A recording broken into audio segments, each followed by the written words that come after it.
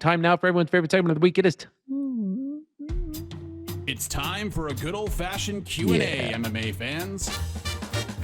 Frank, did you see the one guy who posted the mashup of the DC and Helwani holiday shoutouts? Live from the Box Studios in beautiful New York City.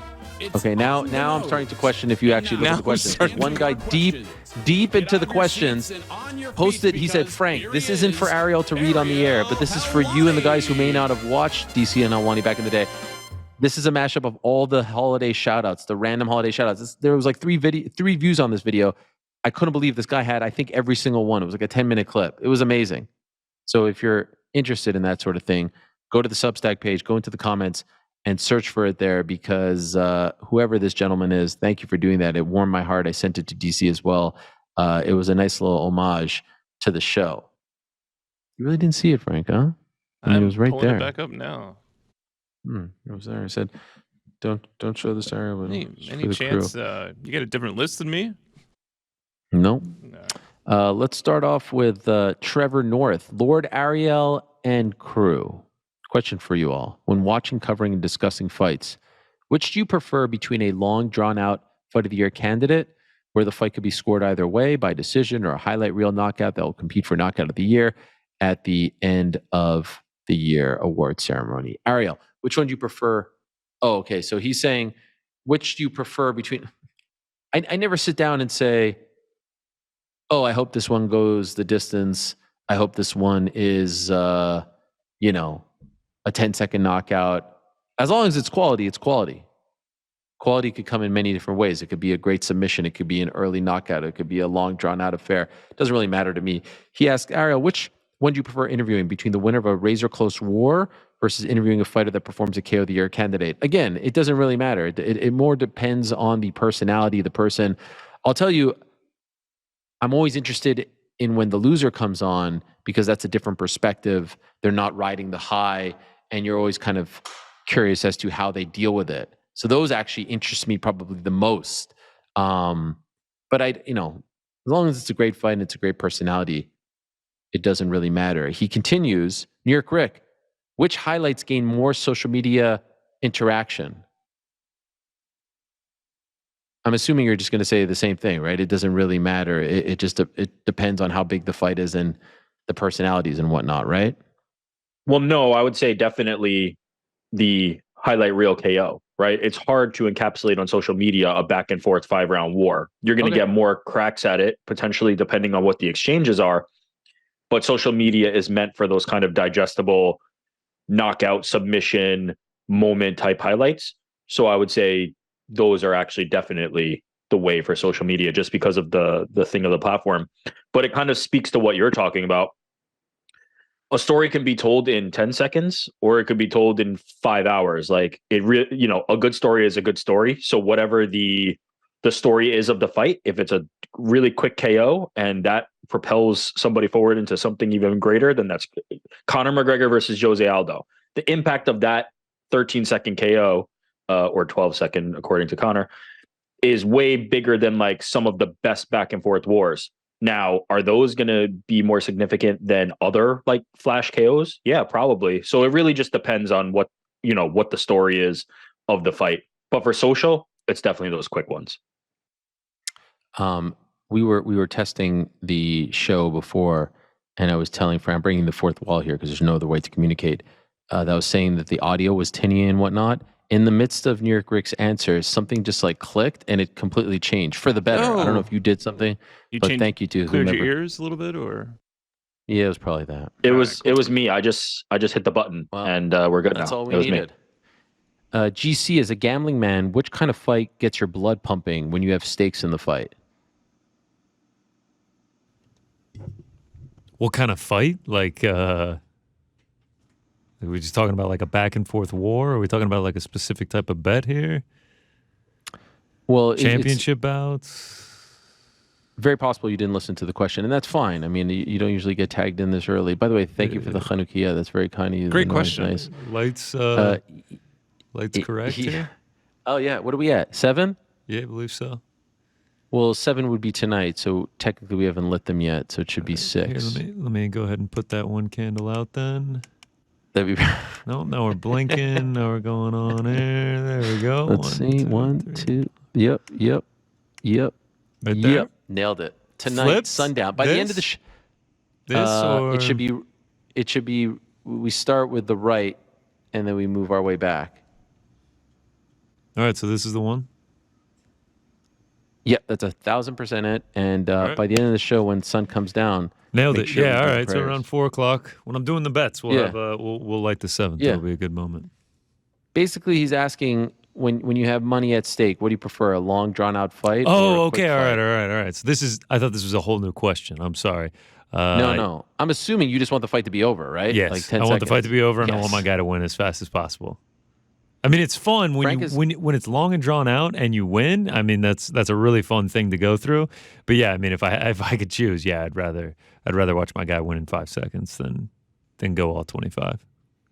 And then Frank is a fan of the sport with no horse in the race. What do you prefer? I also like the quick finishes. They're fun. You can relive them over and over again. But there is a thing about getting your heart rate up while you're watching a fight go the distance, and you're curious how it's going to end. So, Yeah. But if I had to choose, go with the highlight. There's all kinds of great fights, right? There's Robbie Lawler versus Carlos Condit. There's Connor knocking out Aldo. By the way, 8 years ago yesterday, and everything in between. Pettis and Bendo. The first fight was incredible. It was 25 minutes. The second fight was relatively short and also a great fight. Although the first fight is probably remembered more, especially for the Showtime kick. Glover Carlos. Hello, Ariel. versus Yuri is one that was like my favorite fight ever, and that was very drawn out, but it was incredible. Yeah. And it ended in a finish. That was like as good as it With the gets finish, for me. Yep. Especially because the finish was so unexpected, right? Like, who Yeah. would have thought? And late, Yuri so late, submits. last minute. Yeah, the submission. Yeah, it was crazy. That's the one that you posted the picture. Was like, imagine telling someone that this fight ends in a Yuri submission because like 10 seconds later, right? Oh Isn't that yeah, the no, one? it was the two photos, and it was like 23 seconds apart, and it was Yeah. like Glover on top of Yuri, and then the next one is him walking away from Glover on the ground, finished, and now he's champion. yeah. Crazy. Carlos, hello, Ariel. 2 questions, if I may. If Leon Edwards beats Colby Covington, what do you think is next for him? That is a great question. I hope he's fighting back home in the UK. There's some talk of Manchester and other places like that. As far as who could be next, I feel like it should be Bilal, right? I mean, that's the fight. There's a story there. There's a backstory there. You know, Shavkat, if he wins spectacularly, there's going to be some momentum. But I feel like the fight should be him versus Bilal. Their first fight ended in an eye poke. Bilal has not lost since. It just feels like that's the one. And you know, I get why some people cut the line. I get why some people get title shots before others, but there has to be some sort of meritocracy. Otherwise, this whole thing crumbles. And even though he may not be the most popular one, and because Khamzat has left 185, and obviously 170, now he's at 185, and he's also injured. There's really no other guy knocking on the door. Shavkat isn't at the point of Khamzat. Is there a world where Ian Garrett gets it with the most spectacular performance of his career? It would be a bigger fight, especially in the UK. There's no doubt about it. But I don't feel like you need to rush it. It would be a bigger fight. I mean, the Ian Gary story continues to get bigger and bigger, and you know, I'm very curious to see how they receive him. If he smokes Vicente Luque, Leon's in a great spot, by the way, because he's got like these built-in storylines with 2 guys, not to mention everyone else. But I don't think they do it next. I think they give him one more, maybe one in Ireland, one more big fight, and then they have him fight. Don't you agree? Doesn't that feel like the right thing to do?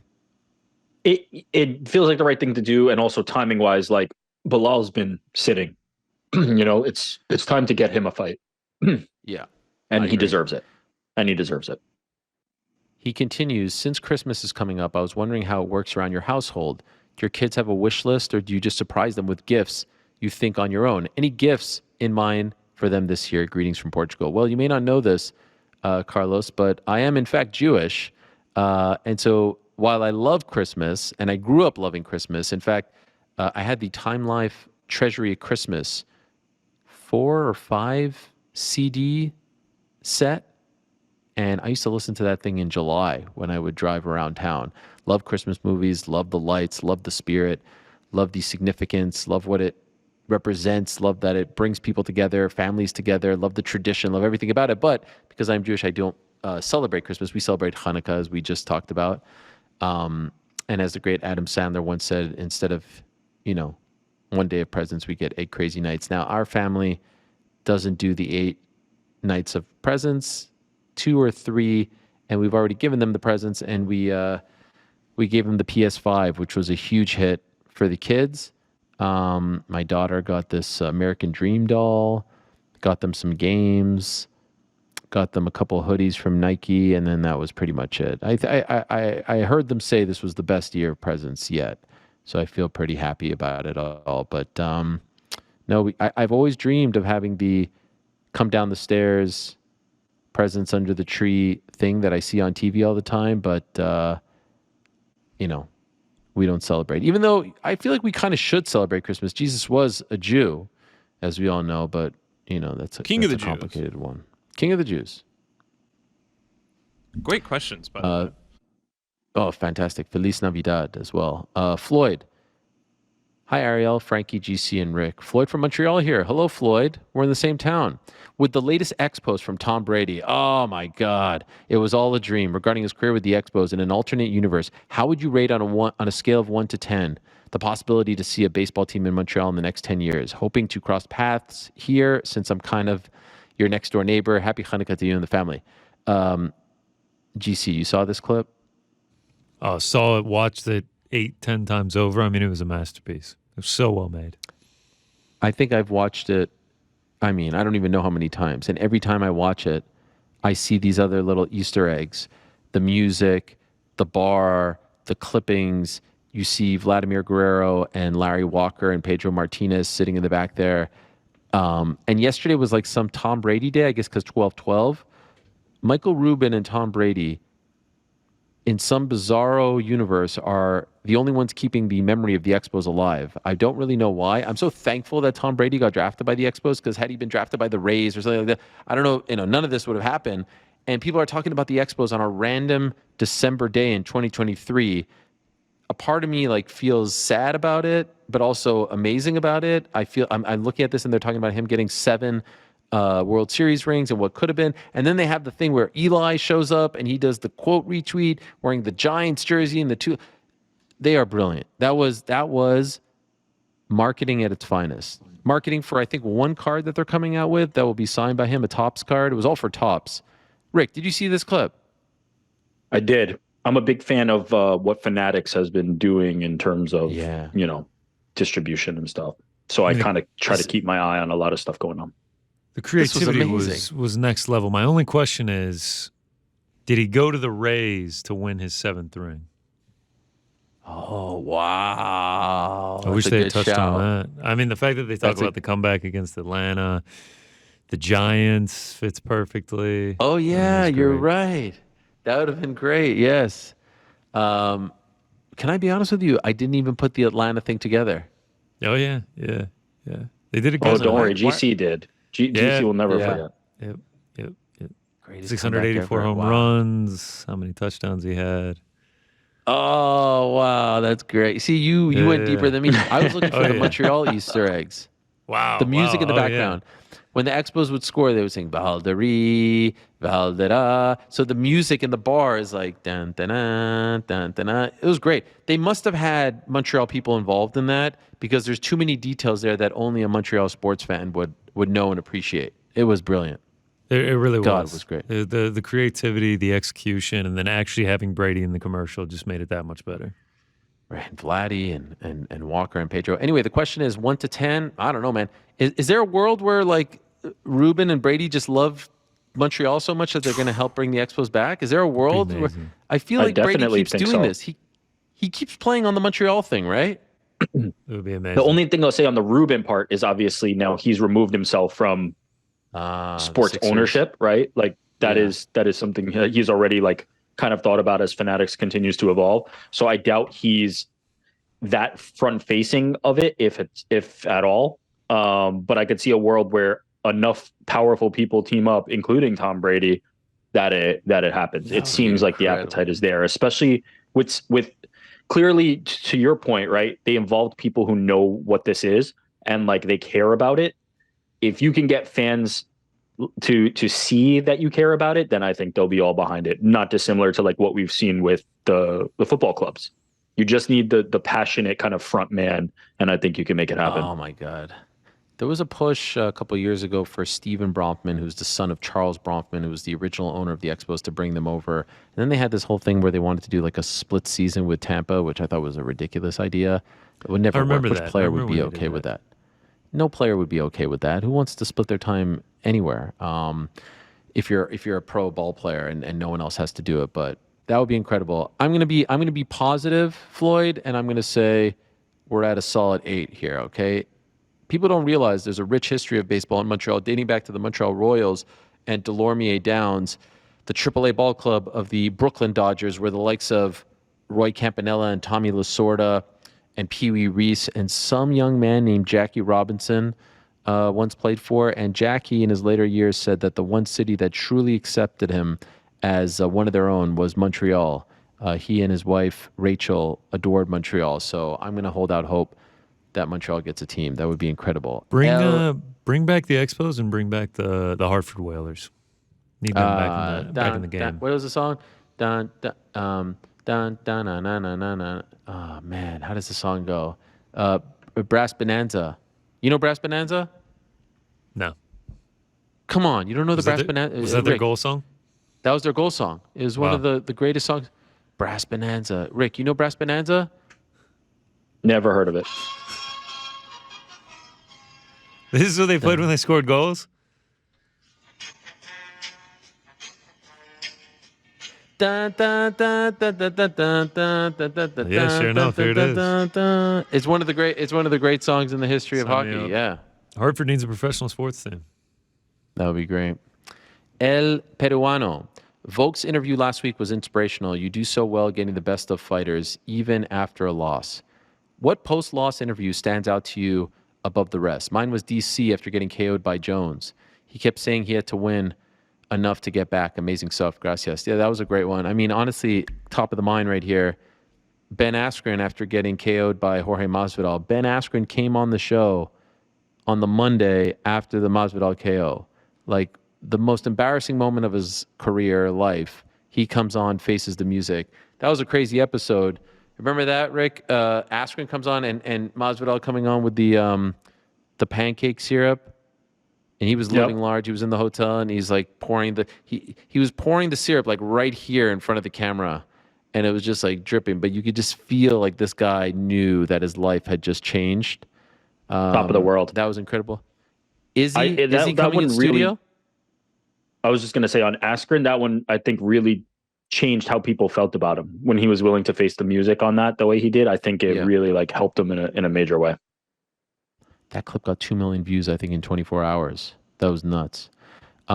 Izzy showing up after losing to Alex was incredible. Not only did he do the interview, he showed up in studio. So yeah, those are very memorable, and I always really appreciate when guys show up after big. We were just talking about this on Monday. Remember Sage Northcutt getting submitted by Brian Barberina? He showed up and faced the music on the Monday after when everyone was ripping on him. Remember that?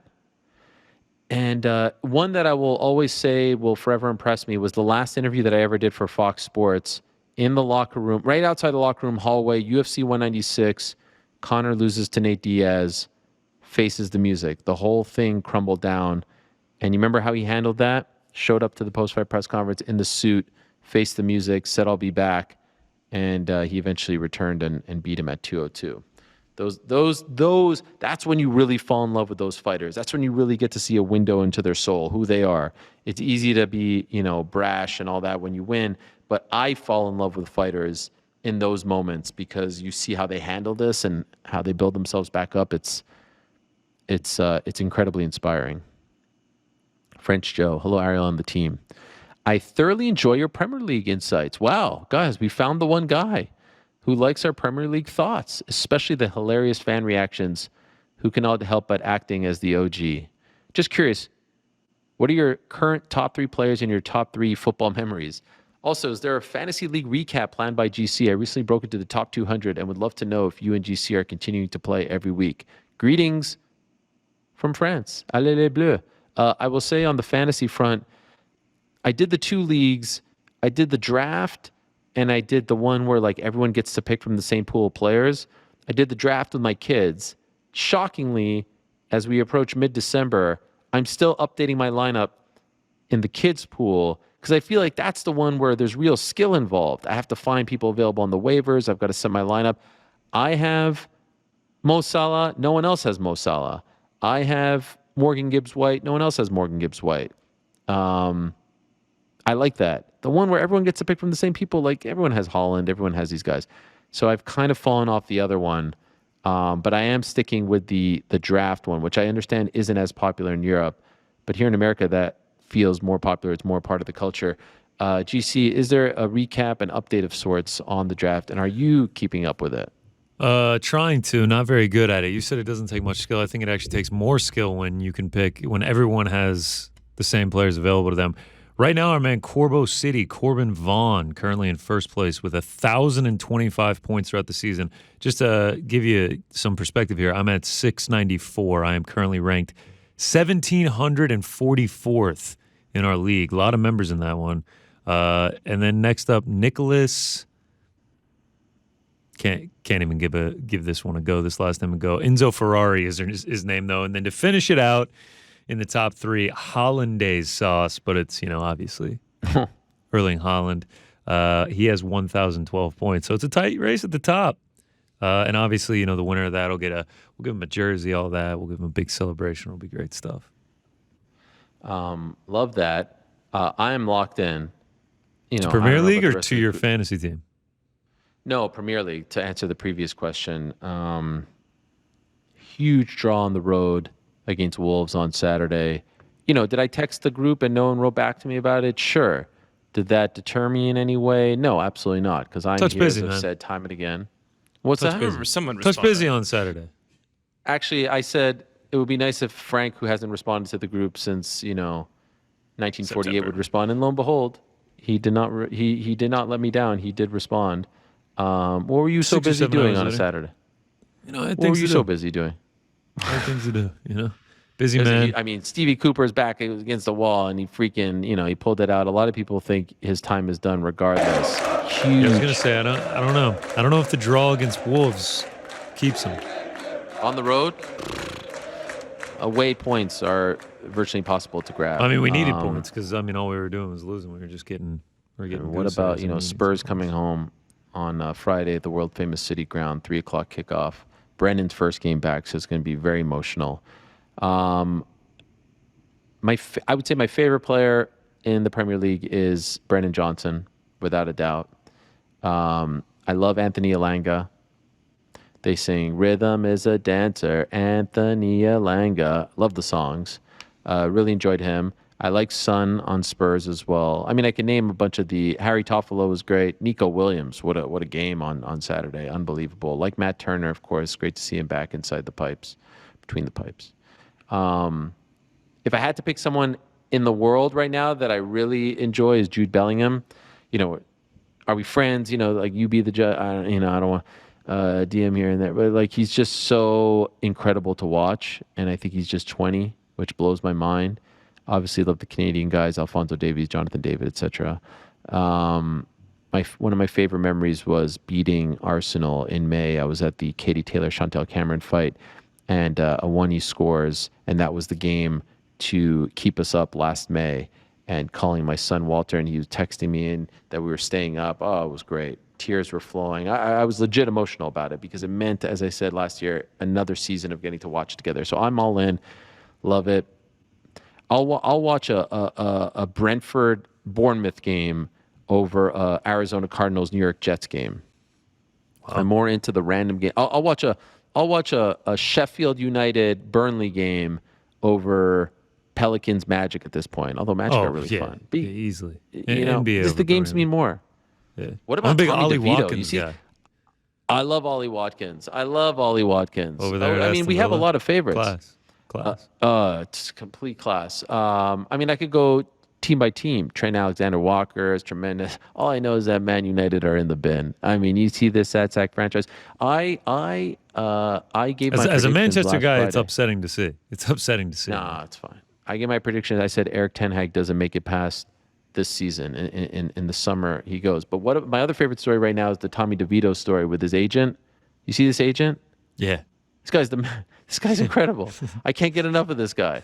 He's not playing a character. He's unbelievable. Yeah, I know. Great I mean, the outfit is like the most ridiculous outfit, and now there's like a bunch of pictures coming out of him just in like more and more Italian outfits as it goes by, and then he's kissing DeVito's dad on the cheek after he makes a good play after they win. Cutlets. Tommy cutlets. It's great stuff. Just to balance out the Premier League love, I know we got a little shout out there. Last week we had a lengthy discussion, involving Stevie Cooper, obviously, for his playing while we were on the air. I got a great message on Twitter that was like, "Thank God! I'd love to kiss whoever created the skip button on the lips because I can skip through your guys' Premier League discussion." I was like, "Great, man! Thanks for listening. Appreciate it." Oh yeah. No, I know. I mean. Come on. JC, I said that in confidence. You weren't supposed to share that. Oh, wow. We're giving you like 9 to 10 hours, okay? Can you give us a break? Need more Frank. Multiple Ks. Much love, AJ and crew. Shout out. I will never forget the kick heard around the world. I screamed pound for pound, headshot dead for weeks. Plus the interview with Tim and him crying. Oh, Tim Simpson, that was great. This is by far the greatest sport. Do you or the crew have any other MMA moments that touched you in a similar way? I mean, golly. The first one that like really touched my soul was GSP beating Matt Hughes at UFC 56. I've said this story a bunch of times. Me being in Montreal, Champ Sports Bar, everyone explodes. I'm like, that's the sport. I need to be a part of it. Now, Leon was up there, man, and reliving some of that stuff now. A lot of people send me messages about, Eric and GC poo-pooing that moment last Monday. No. We're not doing that. That's not what happened. And I'm not going to stand for it. We're not gonna pretend that Leon Edwards, who the UFC actively refused to give a title shot, had this huge fan base that was clamoring for him to do something. Didn't happen. Did not happen. Everything for him happened post head kick. Everything for him happened post head kick, which was what a moment. Truly one of the best moments in MMA history. Oh, so good. But yeah, I will not be besmirched. That will not hang on me. Yeah, I'm with Rick. Is there a moment that made you emotional? I really am with Rick on this one. I don't know. I was trying to think back. I'll tell you the moment that got me the most excited or like energetic or whatever, one way or another. It was Brock Mir subbing Shane Carwin. And the lone reason is I had a grip of money on Brock Lesnar.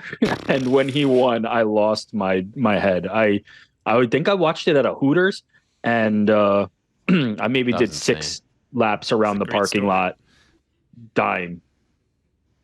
Absolutely dying. I could not believe that we pulled that off. Me and Brock. Yeah. He was almost done. And then he got that arm triangle. That was one of my favorite moments because yeah, he was done. Shout out to Josh Rosenthal for letting that go. This day and age, it would have been done, Thank you, Josh. That was one of my favorite moments because remember all the guys, the WWE guys were in the front row, Goldberg, Paul Heyman, Stone Cold, and I got to go down the line and interview all of them afterwards. It was amazing. What about you? It probably, GC, was when Iron Turtle lost last week. I mean, yeah, you want to talk about emotional, yeah. When Iron Turtle got robbed. When he got robbed blind by the judges over there at the Apex. That was pretty emotional.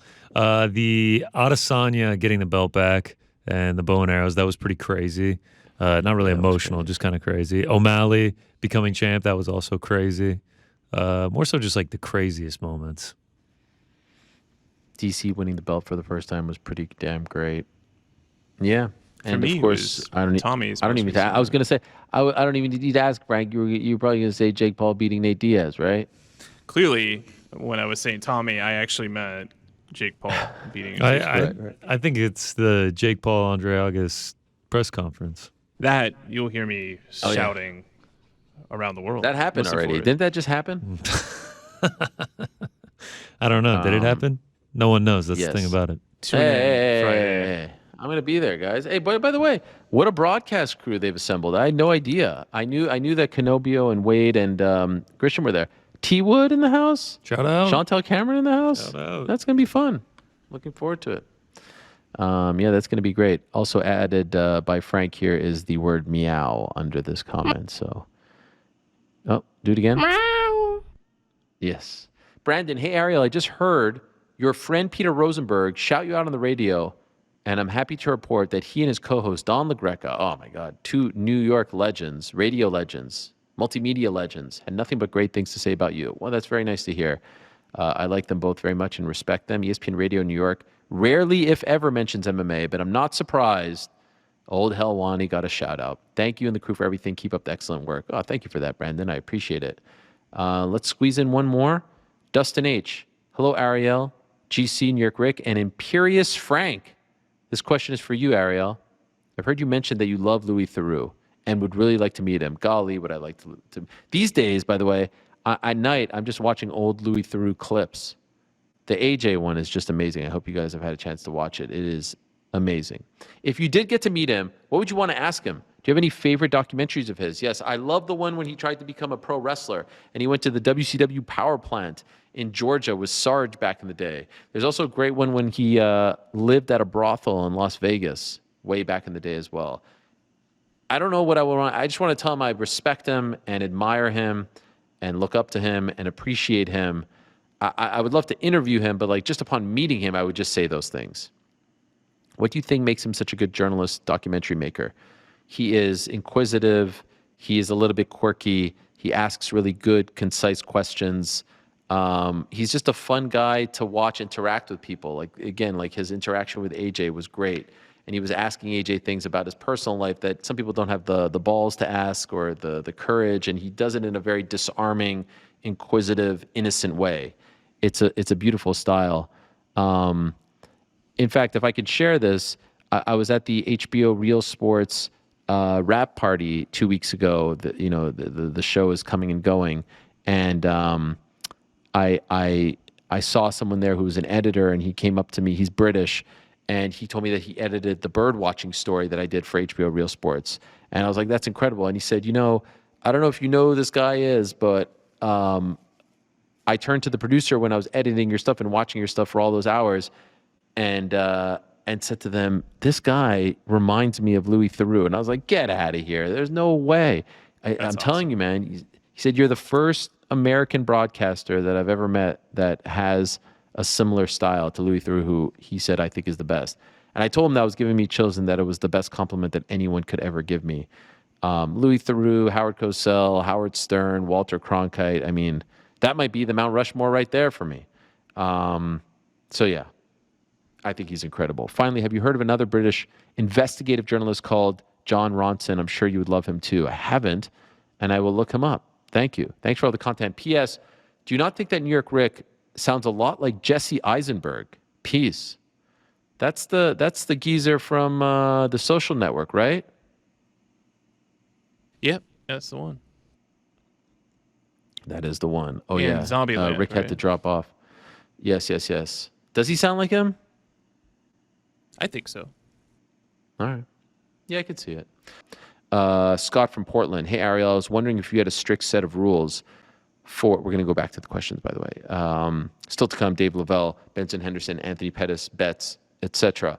I was wondering if you had a strict set of rules for tipping when eating in a restaurant versus tipping when picking up takeout. I never know the proper etiquette and need you to weigh in. I'm also a big Connor consumer and a huge Rick head, so would like to hear their input as well. Restaurant, it's at least 20%. Delivery, it's usually around 15 to 20%. The one that I struggle with sometimes, and I understand this isn't a thing in Europe, like you'll go and get, I don't know, like a croissant somewhere and they ask you for the Counter service? tip. Yeah, I always give it, but it feels like it's getting a little bit crazy. But the way I think about it is I see some people saying like, look, you literally walked over there, got the thing and put it in a bag. The way I try to view it is, you're just kind of giving them some love, appreciation for a job where they're on their feet for 8-9 hours and, at times could be frustrating and not very fun. So I just want to contribute to that. But it's amazing. Like when we were in Manchester, Like when you go sit at a restaurant, a nice restaurant, there's no line for the tipping. It's unbelievable. It's not even a thing. Crazy. I kind of feel bad for them. I feel bad for the servers. I truly do. What do you think, Frank? What's your rule They set? could just be paid properly. That's fine. Yeah, they should be taken care of there. But You think when I'm that's at a it? restaurant, I tip. You think that's it? I tipped a couple of times when I was in England, and they were like incredibly grateful for it. They were very nice. I was like, oh yeah, of course. I'm just American and used to this. They're like blown away. They're almost like embarrassed to take the money, it feels like, right? Yeah. It's wild. Yeah, they just felt grateful to me. At restaurants, I'm pretty standard across the board, 20%. The worst thing 20%. happened to me. I was getting funny. You mentioned a croissant. It was a French bakery, but I put in no tip because it was counter service, and for whatever reason the card reader didn't work. So then the lady was like, "Oh, you do it like this," and then was like watching me when I was going to hit 0 on the tip. So instead, I left a $6 tip. And Wow, felt kind of you got pressured into it. shamed. Oh, Yeah, I'm a and then big. I stand my ground. I here's stand where it my gets ground. I'm a weirder. no tipper on that stuff. She then No shot. reaches behind the register and pulls out a tip jar and sticks it back in front of the counter like she remembered, like, oh, I should be. Whoa. It's a Seinfeld moment. I mean, I there's was times sometimes where literally like gonna say. where like I fetch my own water bottle or whatever, and I just go to the counter to pay for it, and like it asked me for a tip. Like there's By the way, there's nothing worse than when you give the tip and they don't see it, like the actual physical tip. Is that the worst feeling? Or wow, do you guys. I mean, you need this. They need to see you drop the dollar into the chip jar. This is a And then, Seinfeld episode. Frank, you take the pressure Yes. when they turn the iPad and they're staring you down. Yeah, when they're I stand my staring, ground. I stand That's- my ground. I think it was all planned. By the way, have you seen this episode of Seinfeld where I think it's George puts the dollar in the jar and they don't see it, and then he's at the pizza shop, I think, and then the guy turns around and she's he's trying to taking take it the out. money out so that he could, and the guy thinks he's stealing from him. Yeah, that's good. That's classic. It's Uber tips. amazing. You guys tip on Ubers? Hardly. Of course, you don't. No. Sometimes Really? it's not Wow. a good ride. It's a very new thing. I remember you used to not be able to tip on Ubers. I remember when Serious? Uber was literally. Yeah, oh yeah, for sure. You used to not be able to. I remember when it was like a rideshare thing where it's like, hey, you're heading from location X to location Y, and someone needs a ride. You want to stop and make some money on the way, and then it's turned into like I'm a taxi driver. I don't. It just changed. DoorDash Wow. and tipping heavy, Uber Eats, whatever, tipping heavy. I mean, people who don't tip on those, that's insane to me. Wait, but Yeah. how different is the delivery food person versus just the Uber person? Wouldn't you Good tip point. both? Oh no, I typically tip on Ubers, but like Frank said, Oh, it depends on the ride. You just said you Sometimes didn't, so I. No. All I did was ask. Frank said he didn't. I hardly. Yikes, Frank. Can I get a The- ride home? The big one where I don't is the counter service. I don't you crumble to the pressure. Yo, they almost make it impossible. No. They almost make it dude. impossible You just for you hit to no decline. tip. Judge me. I'm okay with you judging me. Whoever designed the articulate iPad thing where they could just roll it over to you. Yeah, you roll it over, you stare at Yeah, me, that was and smart. then I will look you in the eye while I hit no tip. Here's Wow. the reality of the situation. If you do leave the tip, they're not going to remember it was you, right? The George Seinfeld situation that you're talking about, all this, the guilt that you have, they're not going to remember, oh, that guy left that tip. So there is no guilt. The same way they're not going to honestly remember that you didn't leave the tip. They're not going to remember next time you come in. It doesn't matter. So you have to decide. Do you want to be somebody who tips for that to service people or not? Don't be guilted into the situation. No, you can't. And that is coming from somebody who tips on delivery pickup. I do tip on delivery pickup just because I imagine that they're kind of Set the bar really underpaid. So high. even if I walk in and just grab the bag and go, I will tip. Oh wait. But- You tip when you go and pick up food as well. Yeah. Oh, You tip yeah, yourself, see, you no, mean. I'm not doing You're that. putting No, money I'm not in your tipping on pocket. that. But No, if I'm coming to pick I up, won't be what am I tipping guilted. for? It's not because they're like looking me in the face. That does not Yeah. matter to me. Barbers, I will you not guys be tip barbers? pressured. I tip I was barbers told by too. my barber not to tip. Oh, I tip barbers What? fairly heavily. I feel like they're Charges waiting me a for you to lot. tip. Like they I Plus, tip my I feel like barber the more tip than is the built haircut. in. I feel like the tip is built in. He for- literally told for me, Frank's like, you barber. do not have to if there's tip me. anyone that I'm going to overtip, by the way, it's the See- barber because like you can screw up my shit. I don't want. I Now don't it want makes that. I sense don't why want you mad Frank at me. hated his beard so much. You now think it a makes lot sense. about this, right. like people hating you because you like don't tip enough, Ariel. Yeah. Don't be guilted. Don't be No, guilted. Do it. I don't feel the do guilt. it for I the, just, the like, right reasons. Yeah, you do a great By the job. way, Here you go. I live with immense amount of guilt. My whole life is just being What swallowed about- by guilt. When something's comped, This is my whole life. do you tip on that? Free yourself. It will feel so much better that you're doing it because you want to help them instead of because This is you're a feeling the constant battle pressure with me of and my that. This is wife. actually Everything what I do out of avoiding guilt. How do And y'all she's feel more than about? you guys? How do y'all Tipping feel it about? You're removing built-in? you're removing the joy. You're removing the joy from yourself and from them. It's the worst. Tip because you want to Built-in tip guilt? them. Are you talking about built-in tip? Yes. How do you feel about that automatic gratuity, like 20% built in? Easy. Sure, go if for they it. tell you when they're giving you the receipt. Only if mixed there's a feelings about reason it. for it, right? Large I have mixed party, feelings, whatever yeah. that is. Right, I'll right. take that. A large party, like, or like me and Frank went to like a Thanksgiving dinner. I understand that they're going to be incredibly busy, though. I will say Frank didn't catch it. Tipped another 20% on old-fashions are top. good. Oh, that's the worst. Oh yeah. We Ultimately, caught I that think though. I We think it's caught that in unfair. there. The tip should be from your heart. It should be like, okay, I agree. you like the I service agree. you did. What if the service is yeah, let's- terrible and you have to do a 20% tip like Agreed. built in? It's just like, well, the service was terrible, Only- man. Only large party or some reason that it has to be built in. Otherwise, you can't just build it in. Come on. We live in society. 98% of the time. time, I'm just dropping the 20%. I have a so you know. friend that It's just that tips extra hard on happy hour because he's like, this is really a way for. the I understand bartender that. to get-" I don't necessarily agree with that. I get it. Happy hour, the quantity goes up, therefore the 20% hits harder. Does it feel like okay. does it feel like tipping culture has feels like it's progressed? I feel like It it's feels one of it's those more things forced that- on us. Yeah, it's been the burden has been Yeah, passed not on in to Europe. us. Oh yeah, in Europe it's great. All right, I let's love move it. along. I love it. Dr. Tom Kenny. Hi, Ariel. I listened to the interview with Bisping and Chael. During the interview, they discussed the debate you had with Chael in the MMA Hour recently. Chael noted that he takes the approach as giving his opinion while you give the news, which brings me to the question. This is something that Chael has struggled with a little bit over the years because I think he thinks that my role is to just give the news. This is the problem that we had during the Ariel and the Bad Guy early days, when clearly I'm also evolving. And honestly, the reason for that was when I got to ESPN, I was just mainly the news guy. Even on this show, I was not really giving a lot of opinion. But they wanted me to transition away from the news guy and be more of the opinion guy, Ariel and the Bad Guy, etc. And so I had to kind of bring that out. And I think that was news to him. And I think he's still sticking to that. In any event, is this an issue with journalism today? I always thought that a journalist should report the news and provide the information while keeping accuracy and reliability. Is this more difficult today with sports journalists reporting news but mixing it with their opinion on the same feed?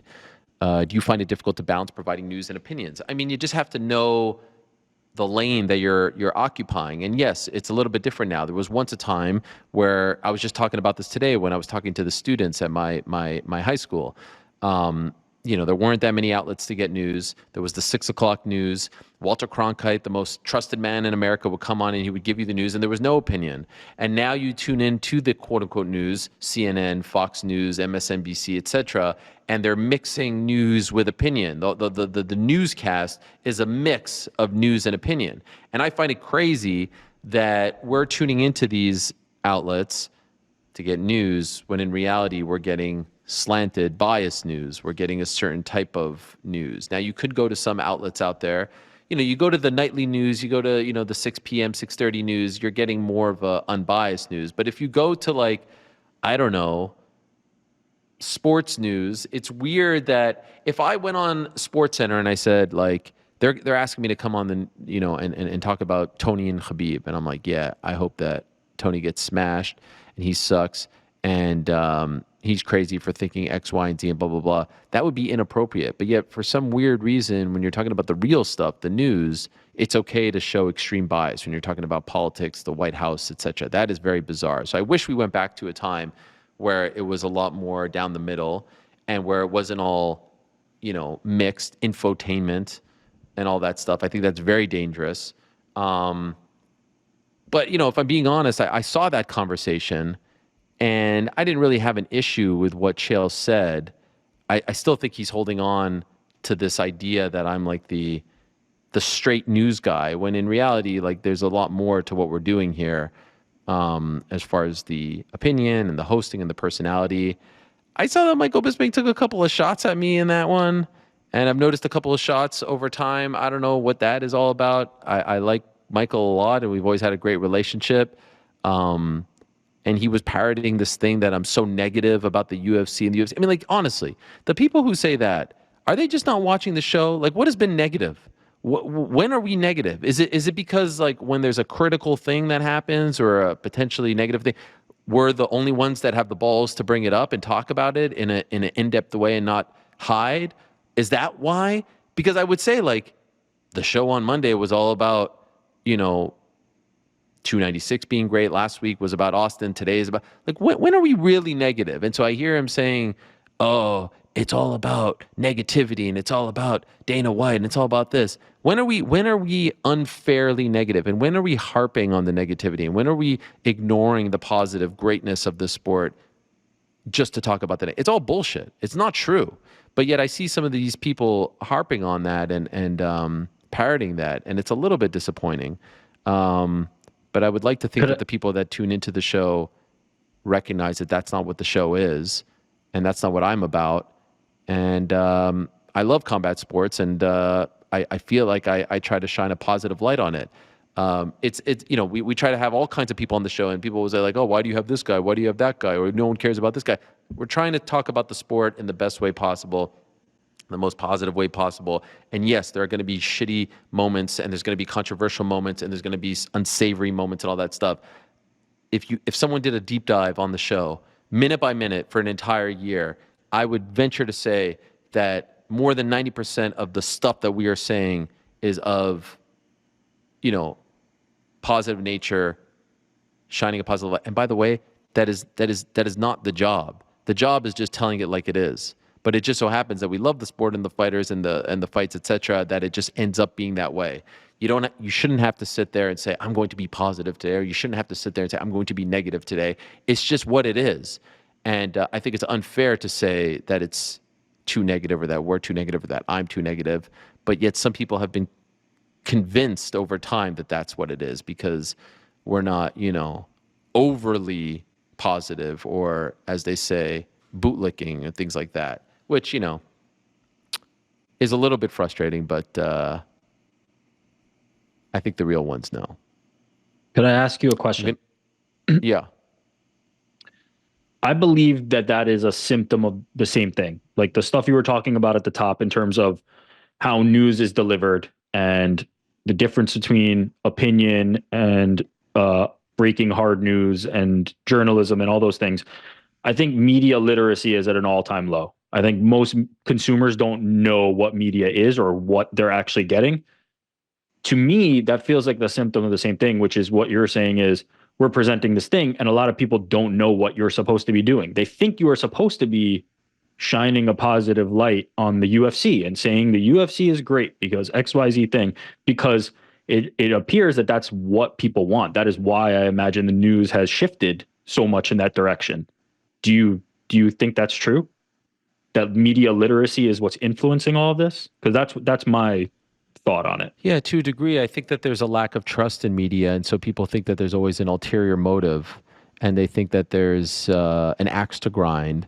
And obviously, my relationship with Dana White in particular has been well documented, and it hasn't been positive over the past 7 years. So people think that I have an axe to grind, or think that I'm trying to shit on the UFC and that I'm trying to take them down and all this stuff. And it's total nonsense. I mean, we praise when the praise is needed, and we criticize when the criticize is needed. Obviously the thing that happened in January, I was vocal about it because I think it's a thing that happened on camera in front of all of us. And it's a thing that there should be repercussions for. And people looked at that as like having an axe to grind. But I would like to think that if I saw another fighter do that on camera in front of everyone, not an accusation, but like you saw it with your own eyes, I would feel the same type of way. But, ultimately, to answer your question, I think that people have a mistrust, and they already have preconceived notions, and they already think they know what they know, and so it's very hard to change their opinion. For example, like people will say that, like I said, oh, you're too negative, because, like I said, I think the majority of MMA coverage is overly positive, and it's not even positive, it's just not critical at all, which I think is just a byproduct of sports talk radio, right? Mike and the Mad Dog were critical of the Knicks, were critical of the Rangers, were critical of the Jets and Giants, but they still talked to the movers and shakers because they understood that this is, the way sports talk radio is. But I think sometimes in our sport, because that is so uncommon, the lone wolves out there stick out more. And Lord knows there's people that are way more, like on this side than we are, but like they stick out more. And so then you just get painted with that brush. Plus, in this day and age, you have a lot of UFC employees who are kind of acting as media, right?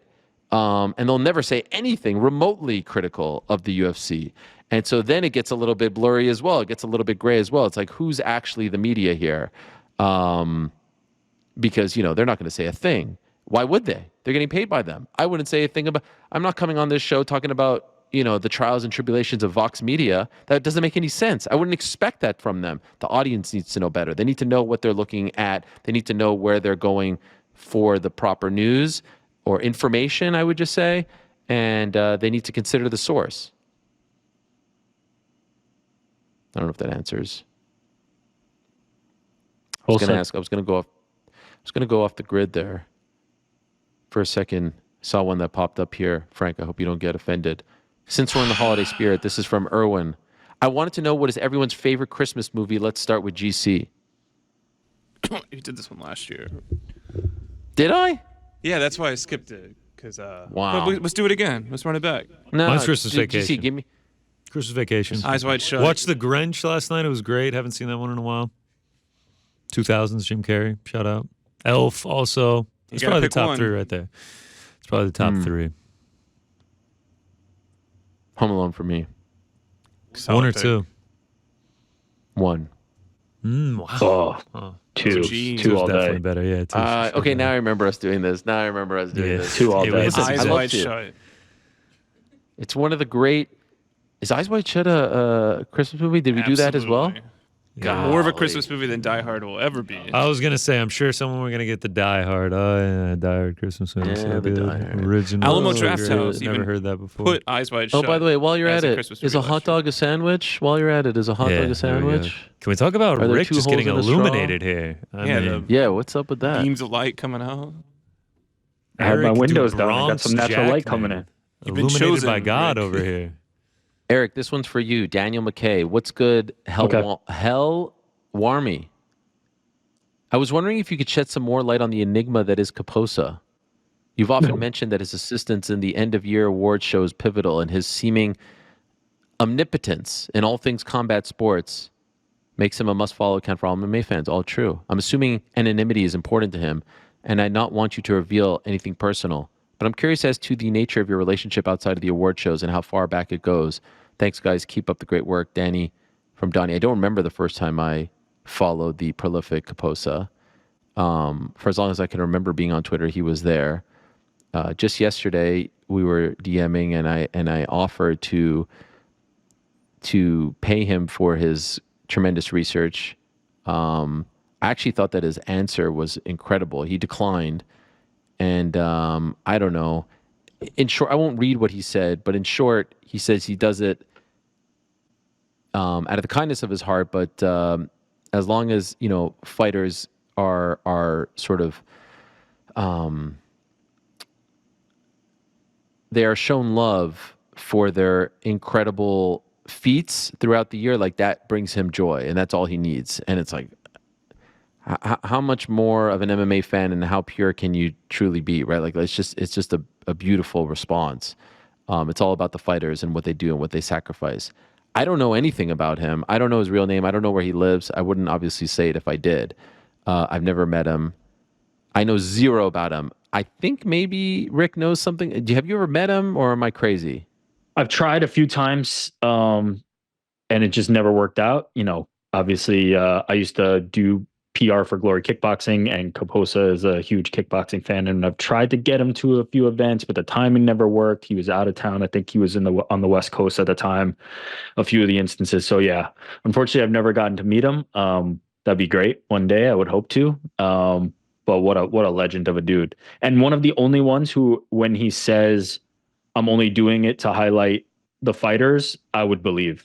Pretty much anybody else I'd call BS, but he's the only one who every single minute of every single day is doing that for no monetary gain, right? He is just there as this resource because he loves it so much. So shout out to that guy. Like he's one of the real ones. Legend. Love him. And I remember there was one time where he was banned from Twitter.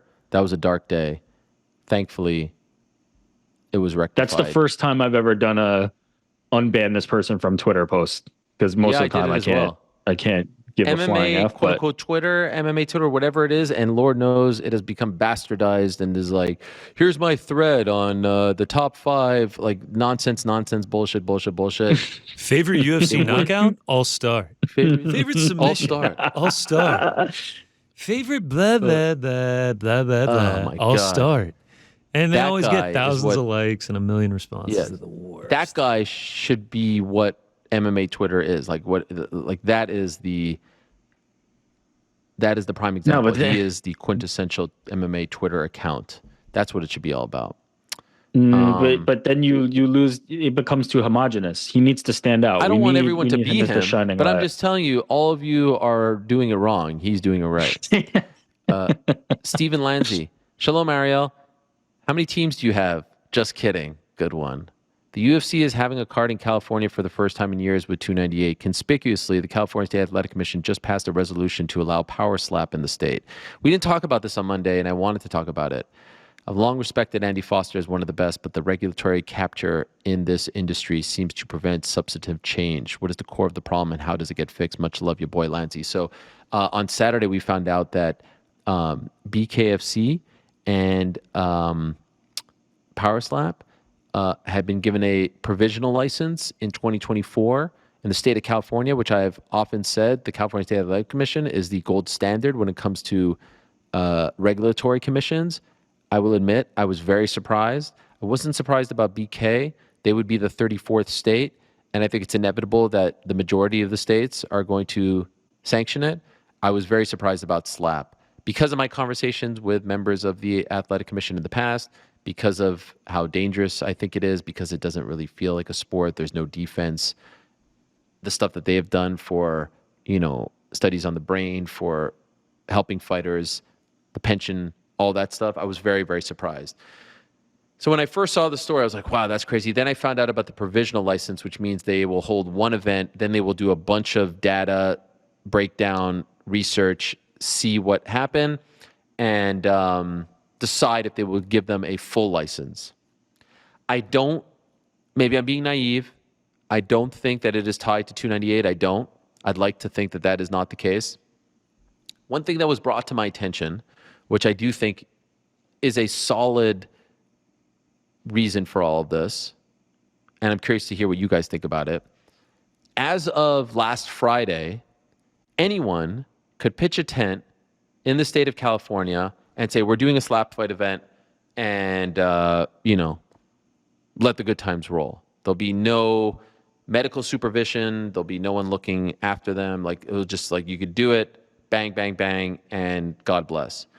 Apparently, due to the rise in popularity of this quote-unquote sport on social media,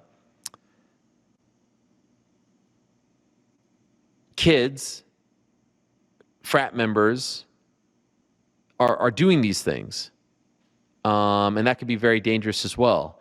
And so I think that part of the line of thinking was, all right, it's a thing. Rather than letting any promoter, quote unquote, come in and put on this event, having kids do it, all that stuff, now it has to go through us. And now there's only one entity, which, as crazy as it is, the UFC loves, it's like they are the most professional and they are the ones that have their reputations to uphold and all that stuff. They're the only ones that could do it. As much as we don't like it, we have to come to terms with the fact that it's a thing and that the UFC and Dana White are pushing it so much. I could kind of live with that and see what they have to say about it afterwards. I don't want to be there. I just don't care. It's not like I'm trying to prove some kind of point. I'm just not interested in it. I'm not going out of my way to watch it just because I like. There's nothing that appeals to me with this slapping thing. But if that's the reason why they're doing it, sanctioning it for this one event next year in the summer of 2024, I could sort of live with that because I do think this could be very, very dangerous if people are emulating this. Now, of course, there's, when the UFC says like they were running towards regulation and they want to be, there's a little boxing out happening as well. If you get the license to do it and, Joe Schmo doesn't get the license, that's good for them. That's good for the UFC. Now they're the only game in town. So there's obviously a business element to it. But I do think that this is growing. It's a thing. And I think that it's a thing that, could be very, very dangerous. And I still think that California is the gold standard. And I'd rather it be regulated and there have actual officials and medical supervision as opposed to none. So it almost seems like it's something that was inevitable and had to happen. And I'm curious to see what happens after that one event. But that's the, after talking to people and trying to understand how we got to this spot, that was the sense that I got. I don't necessarily think that everyone, look, Andy Foster, by the way, isn't the only guy in the California State Athletic Commission. Like, he has a very strong say on the matters, but he isn't the only guy. So we have to recognize that as well. And while he is the face of it, and while I think he is the best at what he does, there's other matters at play. And I'm shocked. I didn't think it would happen. BK I thought would happen, not this. And Nevada at this point has to regulate BK. I mean, how can you justify against it if it's in California and all these other states? So it's going to be interesting to see what happens. And it's interesting that they even want it to be outside of Nevada. Like, you have it at the Apex. Like, can you really fill up an arena with something like this? Why do you need for it to be in California? Seems like it's perfect in Las Vegas, but what do I know? All right, them's the questions. Thanks for watching. We appreciate it very much. Hey, if you like this video, give us the old thumbs up. Subscribe as well. You could get many more of these videos on the channel, so please do that. We would love you forever if you did so.